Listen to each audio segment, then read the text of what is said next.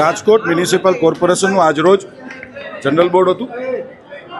The GPMC act અને the BPMC એક્ટની જોગવાઈ મુજબ દરેક સભ્યનો પ્રશ્ન માન્ય મેયરશ્રી દ્વારા લેવામાં આવતો હોય છે અને આનો ડ્રો કરતા હોઈએ છીએ અમે. આ ડ્રોમાં આ વખતે વિપક્ષના સભ્યનો પ્રશ્ન પહેલો હતો.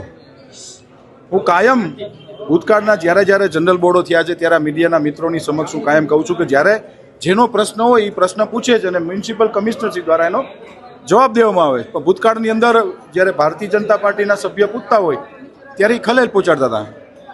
પણ અમારી ભારતીય જનતા પાર્ટીના સંસ્કારો અને અમારી ખાનદાની છે કે જ્યારે વિપક્ષના સભ્ય જ્યારે પ્રશ્ન પૂછતા હતા અને મ્યુનિસિપલ કમિશનરે આજે જવાબ આપ્યા છે અને કોઈ પણ પાર્ટીના કોઈ પણ કોર્પોરેટરશ્રીઓ, ભાજપના કોઈ કોર્પોરેટરે કોઈ વિરોધ કર્યો નથી અને જે શાંતિપૂર્ણ રીતે આજે જનરલ બોર્ડ પૂર્ણ કરવામાં આવ્યું છે.